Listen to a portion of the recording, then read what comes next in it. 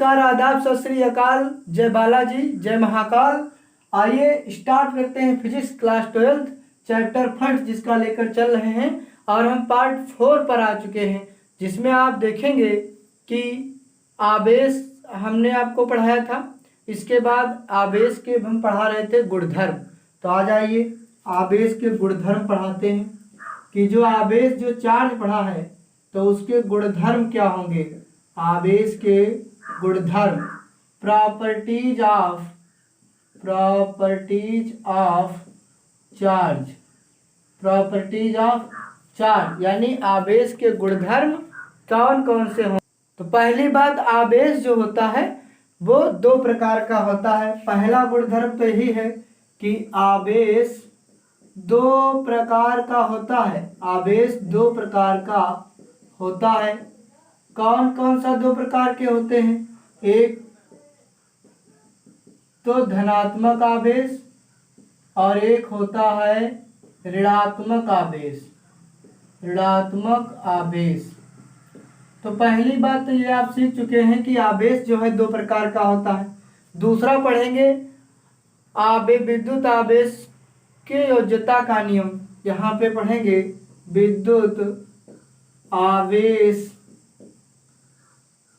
की योज्यता, विद्युत आवेश की योज्यता यानी एडिटिविटी ऑफ इलेक्ट्रिक चार्ज, विद्युत आवेश की योज्यता। इसमें आप क्या देखेंगे कि पहला फैक्ट ये देखेंगे कि आवेश एक अदिश राशि है। आवेश एक अदिश राशि होती है। आवेश एक अदिश राशि होती है। आवेश एक अदिश राशि होती है।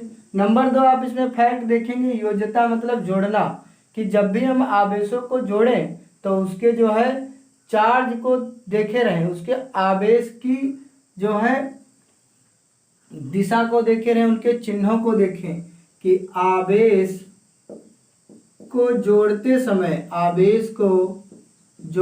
समय उसके चिन्हों का ध्यान रखना चाहिए। आवेश को जोड़ते समय उसके चिन्हों का ध्यान रखना चाहिए। जैसे अगर हम एक न्यूमेरिकल की इसमें बात करें, जैसे यदि किसी वस्तु पर +4Q -3Q +5Q -8Q का आवेश उपस्थित है तो उस पर कुल आवेश कितना होगा।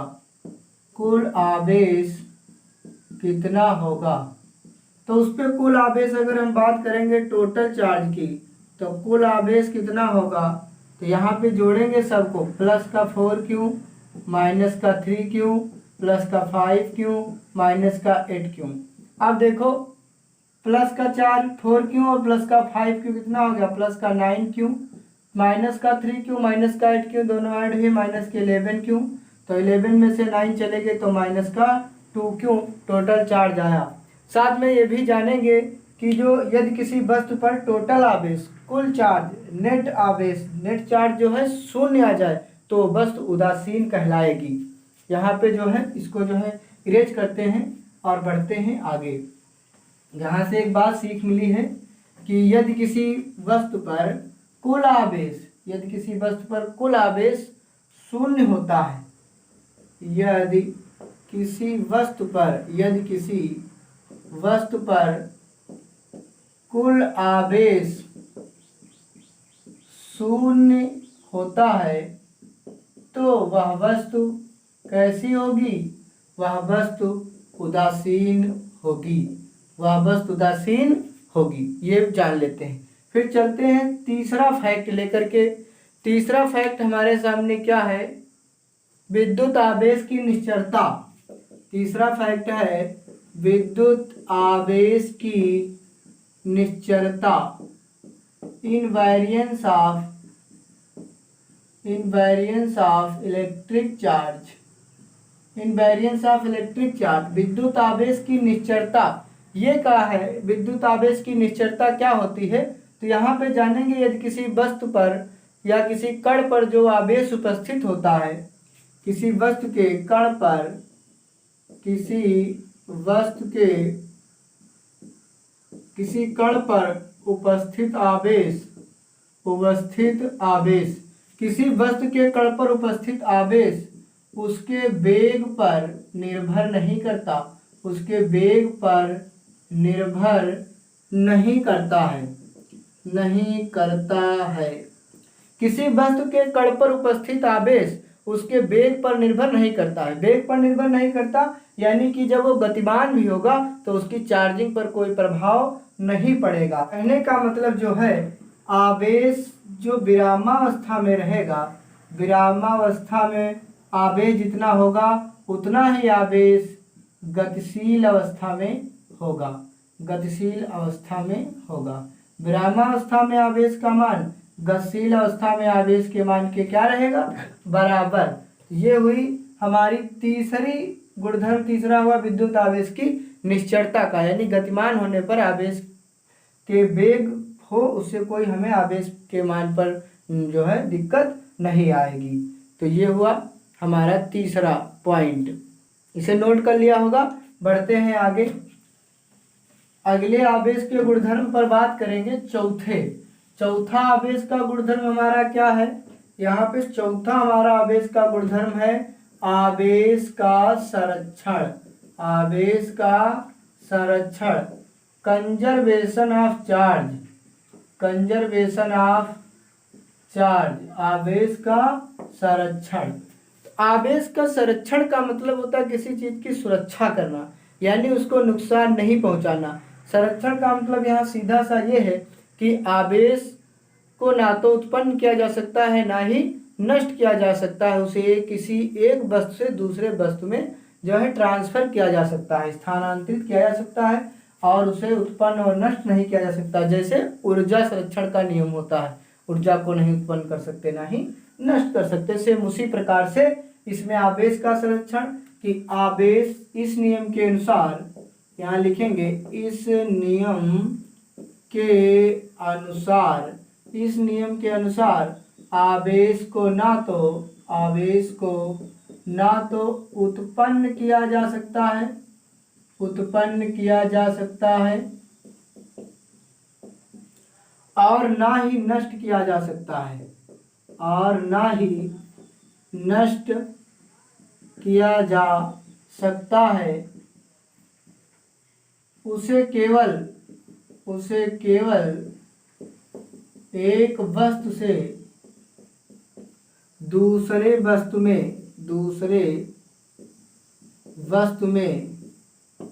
स्थानांतरित किया जा सकता है, इसे आवेश का संरक्षण कहते हैं। तो यहाँ पर इस नियम के अनुसार आवेश को ना तो उत्पन्न किया जा सकता है ना ही नष्ट किया जा सकता है, इसे केवल एक वस्तु से दूसरे वस्तु में स्थानांतरित किया जा सकता है। एग्जाम्पल देखते हैं कि 92 यूरेनियम 238, और जब इसकी टूटेगा ये तो ये टूटेगा 90 थोरियम और 234 प्लस 2 हीलियम 4। 2 हीलियम 4 को कहते हैं अल्फा पार्टिकल, यानी अल्फा कण कहते हैं। तो यहाँ पर देखेंगे कि जो है QI और Q यहाँ पे F। QI का मतलब है यहाँ पे बेटा इनिशियली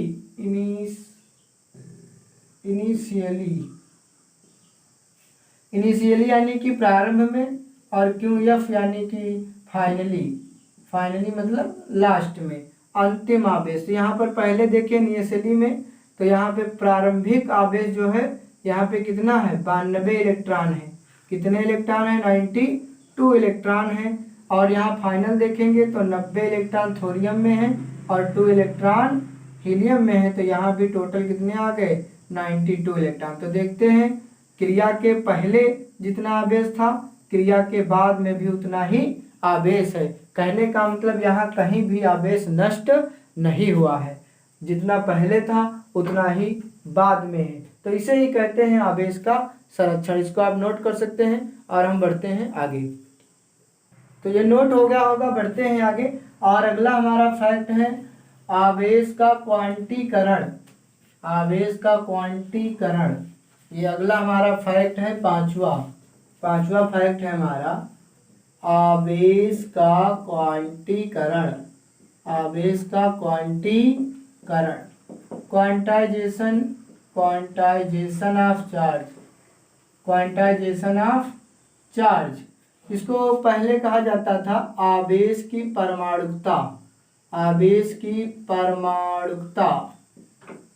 इसको इंग्लिश में कह सकते हैं atomicity, atomicity of charge, atomicity of charge. तो चाहे आवेश का क्वांटीकरण लिखने के लिए आ जाए, चाहे आवेश की परमाणुकता लिखने के लिए आ जाए, हम जो है इसमें यही लिखेंगे। देखो आवेश का क्वांटीकरण क्या होता है कि दुनिया में कोई भी आवेशित वस्तु हो, किसी भी आवेशित वस्तु पर आवेश का मान मूल आवेश का पूर्ण गुणज होता है, आंशिक गुणज संभव नहीं है।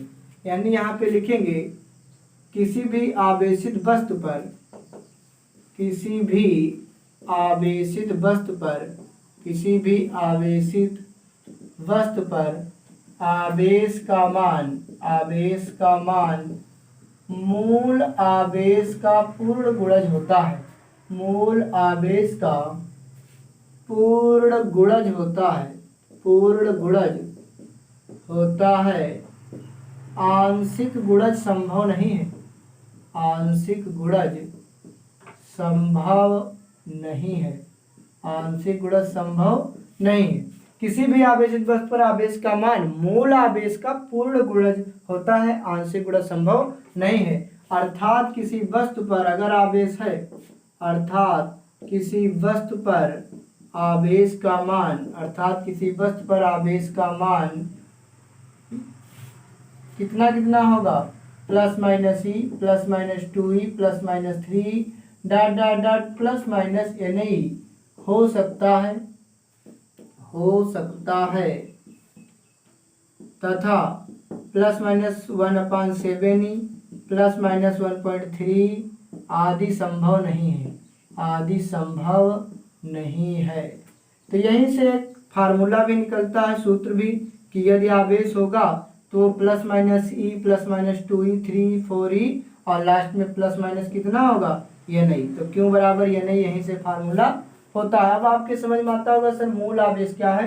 तो मूल आवेश जो है वो हम पहली वीडियो में बता चुके हैं, 1.6 × 10⁻⁻19 कूलाम को ही मूल आवेश कहते हैं। एक इलेक्ट्रॉन पर जितना आवेश उपस्थित होता है उसे ही मूल आवेश कहा जाता है। वैज्ञानिक मिलीकान ने इसका जो है 1911 ईस्वी में इसको जो है दिया था।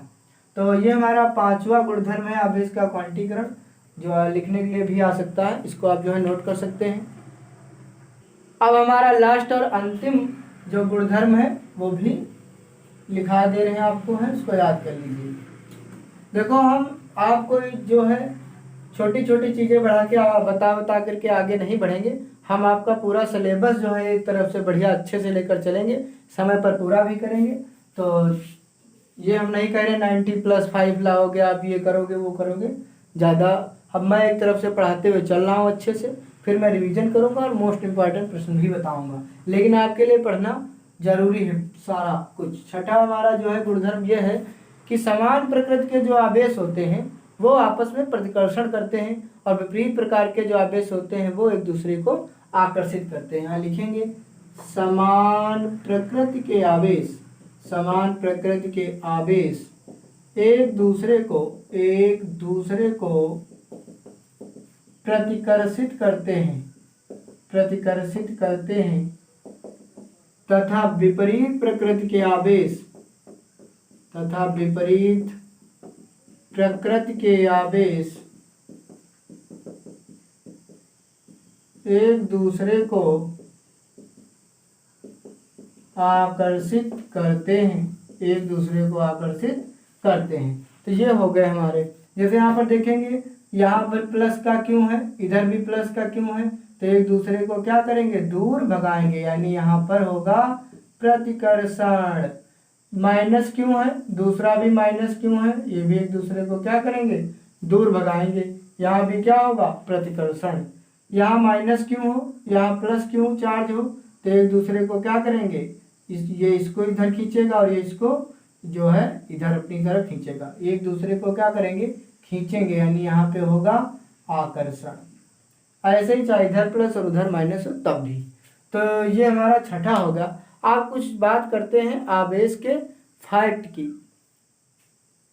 यहाँ पे फैक्ट अबाउट चार्ज, कुछ फैक्ट हैं वो भी सिखाएंगे, उसको नोट कर लीजिए। तो ये नोट कर लिया होगा, बढ़ते हैं आगे। फैक्ट अबाउट चार्ज करवाते हैं और इस वीडियो में इतना ही रखेंगे और उसके बाद नेक्स्ट वीडियो में आपको बताएंगे। तो यहाँ पे चार्ज, फैक्ट अबाउट चार्ज पढ़ा रहे हैं आपको, फैक्ट अबाउट चार्ज। तो फैक्ट अबाउट चार्ज क्या है, पहला देख लीजिए कि आवेश हमेशा द्रव्यमान से संबंधित रहता है। आवेश हमेशा द्रव्यमान से संबंधित रहता है, यानी द्रव्यमान अगर नहीं है तो आवेश का कोई महत्व नहीं है, यानी द्रव्यमान होना ही आवश्यक है। आवेश हमेशा द्रव्यमान से संबंधित रहता है, अर्थात द्रव्यमान के बिना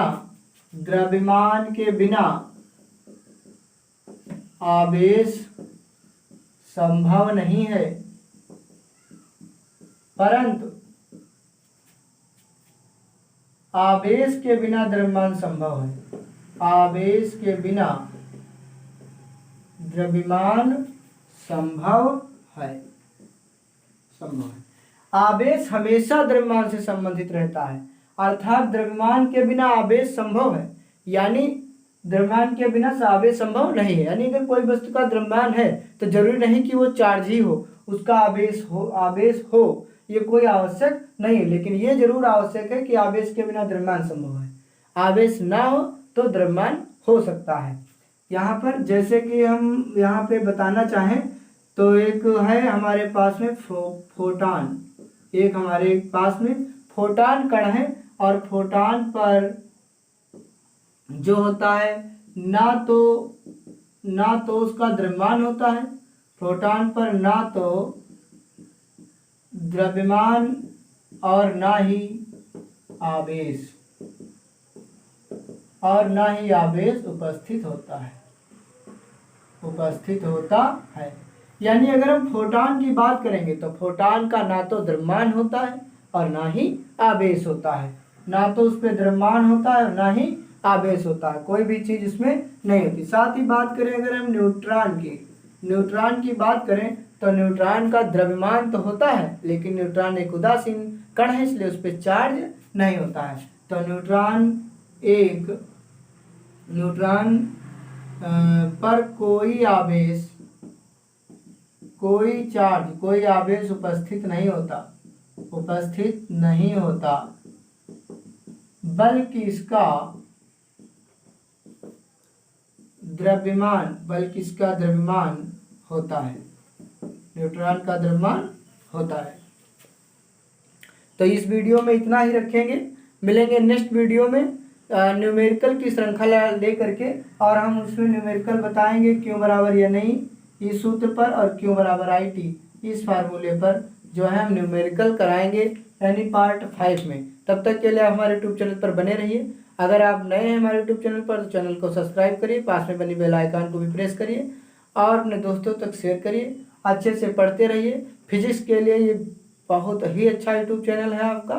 फिजिक्स के लिए हम बिल्कुल तत्पर रहेंगे, प्रतिदिन वीडियो आपकी आती रहेंगी, समय से सिलेबस पूरा होगा, टेस्ट भी आते रहेंगे। अगर आप हमारे व्हाट्सएप ग्रुप से जुड़ना चाहते हैं तो हमारा नंबर है 8400739179। वहाँ पर आप किसी भी सब्जेक्ट के क्वेश्चन पूछ सकते हैं और जुड़ सकते हैं हमसे। धन्यवाद।